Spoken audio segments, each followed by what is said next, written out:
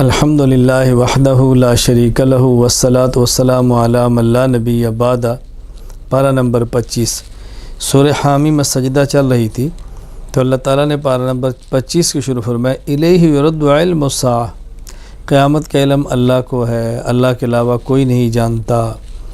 قیامت کب آئے گی اللہ ہی جانتا ہے، اس پر بحث نہ کرو، بس قیامت کی تیاری کرو۔ باقی انسان کی فطرت بیان کی ہے کہ انسان کی طبیعت کیا ہے، اچھی احوال آ جائیں تو اکڑتا ہے، اور اگر احوال نہ موافق آ جائیں اللہ کی طرف رجوع کرتا ہے۔ فرمایا انسان کی شان یہ نہیں ہے، اگر تکلیف میں رجوع اللہ کی طرف کرتا ہے تو خوشی آ جائے تو بھی اللہ کی طرف جانا چاہیے، اس لیے کہ ہر حالت کا مالک اللہ ہی ہے۔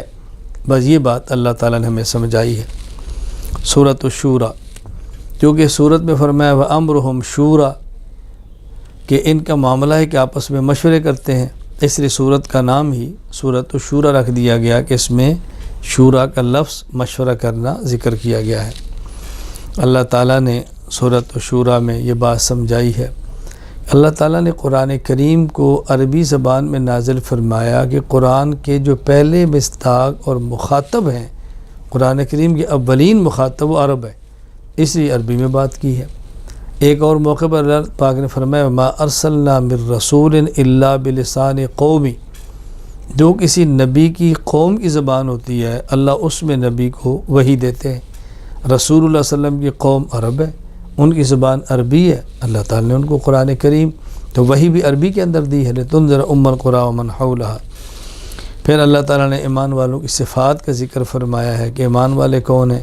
اللہ پر بھروسہ کرتے ہیں، بے حیائی کے کاموں سے دور رہتے ہیں، اپنے کام مشروع سے کرتے ہیں، اللہ تعالیٰ کے بندوں کو معاف کرتے ہیں، فرما برداری کرتے ہیں، نماز کی پابندی کرتے ہیں، اللہ کے راستے میں مال کو خرچ کرتے ہیں، ظلم اور زیادتی نہیں کرتے، کوئی ان کے اوپر ظلم کرے تو معاف کرتے ہیں، ظلم کا بدلہ لینا چاہیں تو اتنا ہی لیتے ہیں جتنا شخص نے ظلم کیا ہے، حد سے تجاوز نہیں کرتے۔ پھر اللہ تعالیٰ نے سورت کے آخر میں نبی پر وحی کے نازل کرنے کے طریقے بیان فرمائے۔ اللہ تعالیٰ پیغمبر پر وحی کیسے نازل فرماتے ہیں؟ کبھی تو اللہ تعالیٰ نبی کے دل میں کوئی بات ڈال دیتے ہیں، یہی وحی ہے۔ کبھی پردے کے پیچھے نبی کو اللہ نظر نہیں آتے، نبی سے گفتگو ہو جاتی ہے، جیسے موسیٰ علیہ السلام سے مکالمہ ہو رہا ہے، یہ بھی ایک وحی کا طریقہ ہے۔ کبھی اللہ تعالیٰ فرشتہ نازل فرماتے ہیں اور فرشتے کے ذریعے پیغمبر کو بات سمجھا دیتے ہیں، یہ بھی ایک وحی کا طریقہ ہے۔ تو یوں وحی کے نازل ہونے کے مختلف طریقے اللہ پاک نے سورت کے آخر میں بیان فرما دی ہے۔ سورۃ الزخرف، کیونکہ سورت میں ایک لفظ آیا ہے زخرفہ، سونا، سونے کی بنی چیزیں، اس لیے سورت کا نام ہی سورۃ الزخرف ہے۔ سورۃ الزخرف، چونکہ سورت میں ایک لفظ ہے زخرفہ، اسی مناسبت سے اس سورت کا نام بھی سورۃ الزخرف ہے۔ اس میں اللہ تعالیٰ نے یہ بات سمجھائی ہے کہ اللہ تعالیٰ اگر چاہتے تو ہر کافر کو چھت چاندی کی دیتے، سیڑھی چاندی کی دیتے، دروازے چاندی کے دیتے، جہاں مسندوں پر تکیے لگا کر بیٹھتے ہیں چاندی کی بنا دیتے اور سونے کی بنا دیتے۔ ایسا اس لیے نہیں کیا کہ پھر عام لوگ بڑی جلدی کفر قبول کر لیں گے۔ فرمایا اللہ کے ہاں تو اس چیز کی قیمت نہیں ہے دنیا کی، ورنہ اللہ چاہتے تو ہر کسی کو دے دیتے، لیکن یہ پر ہر بندہ کفر کی طرف جاتا، تو اللہ تعالیٰ نے امتحان رکھنے کے لیے کسی کو دیا کسی کو نہیں دیا۔ خیر اس صورت میں زخرفہ کا لفظ ہے، اس لیے صورت کا نام بھی سورۃ الزخرف رکھ دیا گیا ہے۔ اللہ تعالیٰ نے اس صورت میں دلائل قدرت کو بیان فرمایا ہے، اور یہ اللہ تعالیٰ کا ایک طریقہ ہے کہ اکثر صورتوں میں توحید، پھر توحید پہ دلائل قدرت طاقت، اللہ تعالیٰ اس کو بار بار بیان فرماتے ہیں کہ تمام عقائد میں سے بنیادی عقیدہ ہی توحید ہے، اس لیے بار بار اس کا ذکر ہوتا ہے۔ ہر نبی سب سے پہلے توحید ہی کی بات کرتا ہے، اور توحید ہی سے انسان کے عقائد کا آغاز ہوتا ہے۔ پھر سفر کی دعا فرمائی سمجھائی ہے توحید کو بیان کرتے ہوئے، سبحان الذی سخر لنا ھذا وما كنا له مقرنین وإنا إلی ربنا لمنقلبون۔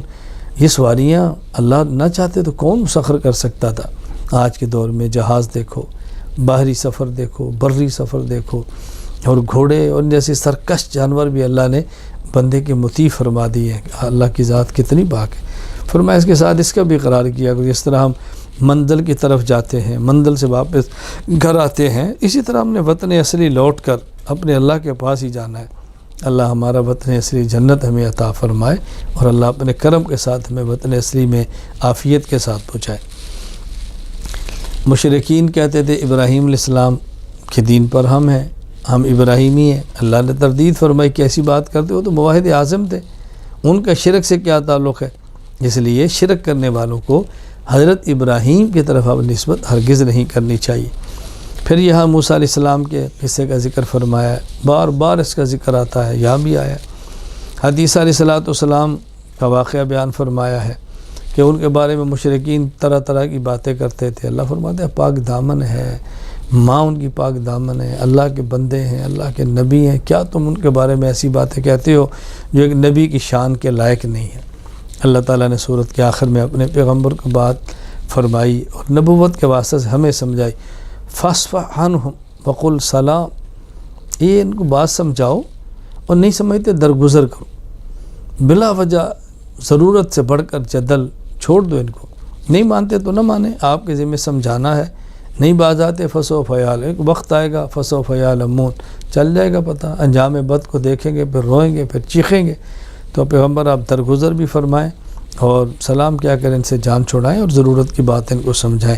آج بھی اہل علم کی شان یہی ہے کہ دلائل سے بات سمجھائیں، درگزر کریں اور جاہلانہ طرز پر بات نہ کریں اور جاہلوں سے بس بات سمجھانے کے بعد کنارہ کش ہو جائیں. سورۃ الدخان، چونکہ سورت میں الدخان یوم یأتی الناس بدخان مبین، لفظ دخان جس کا ترجمہ دھواں ہے ذکر ہے، تو سورت کا نام ہی سورہ دخان ہے.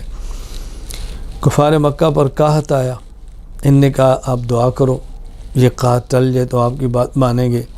دعا کی گئی اور ظالم تھے، کہاں ماننے والے تھے. اتنی ان کو قحط کر سے بھوک لگی تو ان کو یوں محسوس ہوتا کہ جیسے دھواں ہے. حضرت عبداللہ بن مسعود رضی اللہ عنہ کی تفسیر یہ فرماتے ہیں کہ آنکھوں کے سامنے دھواں ان کو محسوس ہوتا. تو خیر چونکہ دخان کا ذکر ہے تو اس لیے سورت کا نام بھی دخان ہے. تو مشرکین مکہ نے ہمیشہ بدعہدی کی ہے اور یہ کوئی نئی بات نہیں ہے، پہلے نبیوں کے ساتھ بھی ایسے تھا. آپ کوئی تکلیف آتی نبی سے کہتے دعا کرو، پیغمبر دعا کرتے، تکلیف ٹل جاتی ہے، دوبارہ پھر وہی سرکشی شروع ہو جاتی.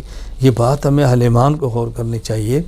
اگر تکلیف آئی ہے، اللہ سے دعا مانگی ہے، اللہ نے تکلیف ہٹا دی ہے، تو پھر دوبارہ ان گناہوں کے اندر نہ جائیں، اپنے آپ کو محفوظ کریں اور بچائیں، اللہ کی نعمتوں کا شکر ادا کریں.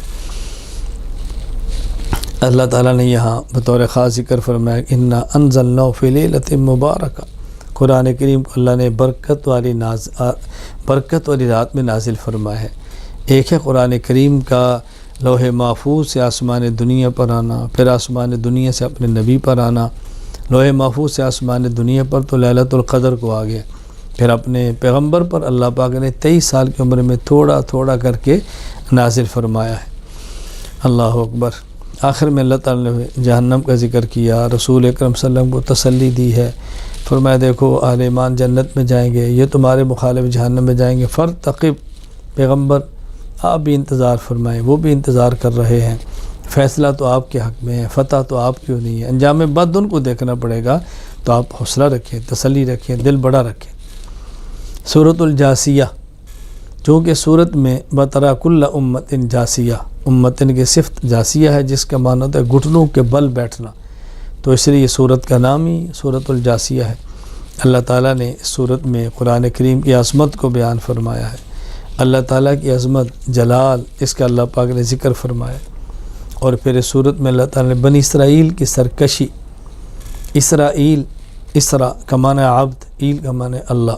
حضرت یعقوب علیہ السلام کہتے ہیں اسرائیل عبداللہ، ان کے 12 بیٹے تھے، ان سے آگے جو نسل چلی ہے انہیں کہتے ہیں بنو اسرائیل، یعنی اسرائیل عبداللہ یعقوب کی اولاد. اس کا بار بار قرآن کریم کے اندر ذکر آتا ہے.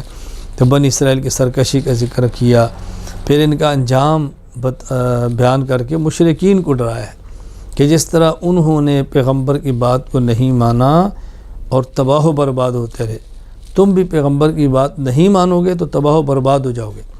اور واقعتاً جن لوگوں نہیں مانا، بدر میں قتل ہوا ہے، کوئی احد میں قتل ہوا ہے، کوئی کسی جگہ پہ برباد ہوا ہے. اور دائمی پھر ابدی عذاب کے مستحق ہوئے۔ ابو لہب کا انجام دیکھو اور ابو جہل کا انجام دیکھو، کس طرح انجام بد کے ساتھ یہ دنیا سے گئی، اللہ تعالیٰ نے کو سمجھایا ہے۔ اللہ تعالیٰ نے پھر اس پارے کے آخر میں سورۃ الجاسیہ میں قیامت کی منظر کشی کی ہے، وَتَرَى كُلَّ أُمَّةٍ جاسیہ، گھٹنوں کے بل پڑے ہوں گے، تڑپ رہے ہوں گے، چیخ رہے ہوں گے اور موت کو پکاریں گے۔ فرمایا ایک موت نہیں، آج تم کئی موتیں بھی پکارو، کون ہے تمہیں اللہ کے عذاب سے بچانے والا؟ اللہ تعالی ہم سب کو آخرت کی تیاری کی توفیق عطا فرمائے۔ وآخر دعوانا ان الحمد للہ رب العالمین۔